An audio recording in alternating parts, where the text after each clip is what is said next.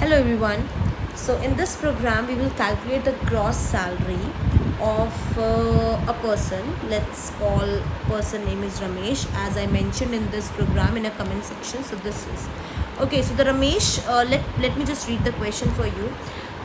Ramesh basic salary is input through the keyboard. So basically आपको रमेश की जो basic salary है वो input करवानी है.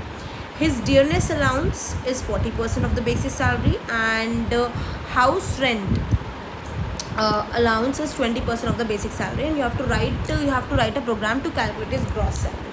तो अगर हम ग्रॉस सैलरी की बात करें तो ग्रॉस पे क्या होती है आपकी, वो सम ऑफ बेसिक पे होती है और आपकी जितने भी अलाउंसेस होते हैं वो आपकी ग्रॉस पे होती है. ठीक है, तो जितनी भी आपकी बेसिक सैलरी होगी प्लस जितने भी अलाउंसेस होंगे उनको आप ऐड कर दोगे, सो that will be the gross salary. So if I start again, मैं स्टार्ट करूँगी. सबसे पहले मैं एक स्ट्रक्चर लिख लेती हूँ. सबसे पहले मैं इंक्लूड करवाती हूँ फाइल, जो बेसिक स्ट्रक्चर हम लोग स्टार्टिंग से लिखते हुए आ रहे हैं, stdio.h. ओके, इंक्लूड कर दी हेडर फाइल.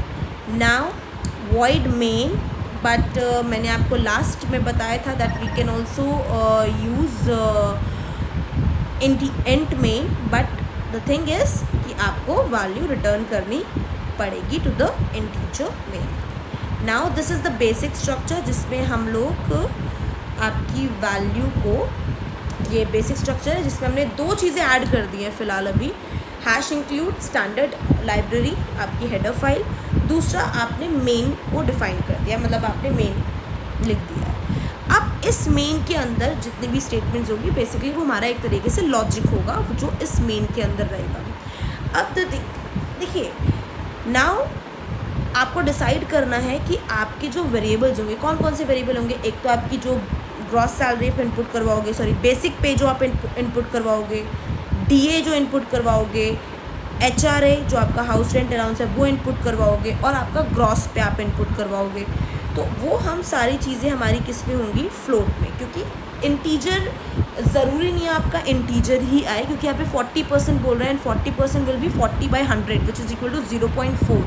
तो obviously we will take this value as float. जितने भी वेरिएबल्स हैं हम फ्लोट टाइप के लेते हैं. तो एक तो आपका बेसिक पे हो गया, ये बेसिक पे वेरिएबल हो गया, एक आपका हो गया डीए हो गया, एक आपका एचआरए हो गया, हाउस रेंट अलाउंस हो गया, और एक आपका ग्रॉस पे हो गया. ठीक है, ग्रॉस पे and statement terminate. Variable declaration हो गए. अब वेरिएबल डिक्लेरेशन के बाद बात आती है भाई हमें यूज़र से इनपुट लेनी है उसकी बेसिक पे. तो सबसे पहले हम क्या लगेंगे, जैसे हम हमेशा से लिखते हैं printf. Now you need to add this one. अब आपने क्या किया, एक स्टेटमेंट लिखी, एंटर, और you can do this one. हाँ, ये भी हम लोग यूज़ कर सकते हैं, enter basic salary of Ramesh, क्योंकि हम लोग रमेश ले रहे हैं as a person, so we will take him as a Ramesh. और वी कैन, ठीक है, it's very simple, right. So now, right, now how will you, now again enter.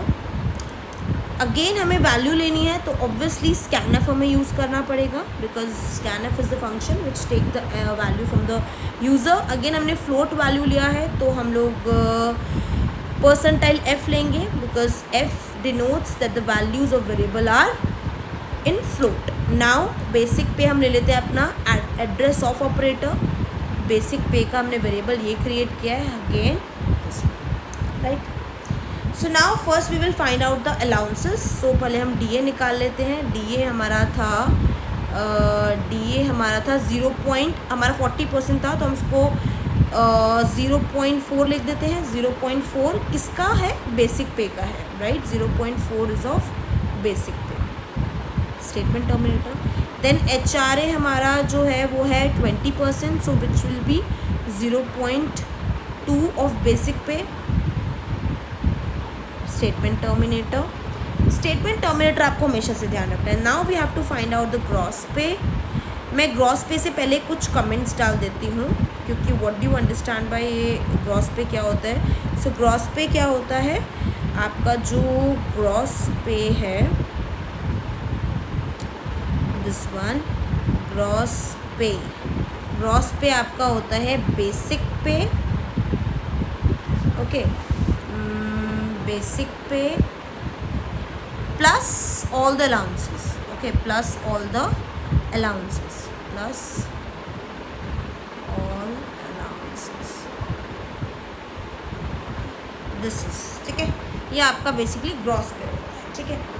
Now अब इसको फाइंड आउट करते हैं. GR, इसके लिए हमने वेरिएबल लिया PA which is equal to basic salary plus आपका हो गया DA DA प्लस हमने निकाला था आपका HRA which is HRA, right, statement terminator. So this is your gross pay. Now you need to print everything. Okay, तो print अब कैसे करें. बेसिक सैलरी ऑफ एक बार हम लोग देख लेते हैं. प्रिंट एफ, अगेन प्रिंट करना है तो ये तो करना ही है भाई. ये अब तो शायद आपको पता चल ही गया होगा कि हमें ये क्यों करना है. Okay, so again this one, so it will be like this. Okay, so basic, I can write here basic pay of Ramesh is Ramesh. अगर एक कौन सी वैल्यू आएगी आपकी, फ्लोट वाली वैल्यू. एंड अगेन ये कौन, इसको फ्लोट वैल्यू कौन देगा, जो जिस वेरिएबल में ये कंटेन कर रहा है which is BP. So that is semicolon. Again printf double quotes. आपको क्या देखना है, DA. Okay, dearness allowance, dearness allowance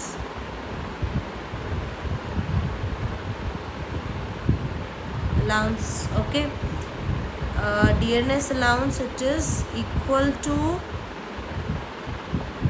if I talk about dearness allowance, it is equal to float. Okay, now this one is float. Again this one is float. Okay, one thing I forgot, I want to print everything in the new line. So this one is F. Now which is this one, new line. Again I want to print that in new line. Okay, and here DA. Okay, is this clear to everyone? Now again statement terminator, which is very important. You need to terminate that statement. Again you have to printf again the statement. Okay, और आप please copy paste मत कीजिएगा कि आपने printf की सारी statement को. अभी आप बिगनर हैं तो try to write each and every statement so that it will become a habit for you. House rent allowance. Okay, क्योंकि कॉपी करना आसान है बट अगर आप खुद से लिखेंगे so that will be house rent allowance. And वो आपको चाहिए, it should be equal to, again it should be equal to the float value. And I want to get into the next line, new line. और कौन सा variable आपका वो ले रहा है value, that will be HRA. Okay, now again statement terminator. Now you need to printf for the printing the gross salary. Here the gross pay of Ramesh, or you can say the gross salary is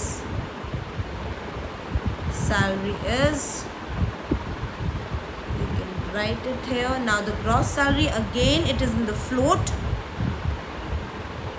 Up is gross salary is, again it is in the float. So here I want this thing to print a new line, and this gross salary will give it GRAPAY, right? Again I want to terminate this statement. Now the thing is I have taken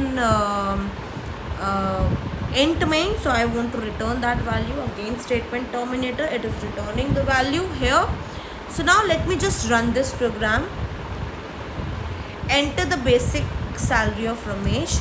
So suppose the basic salary of Ramesh is 25,000, right? So now enter.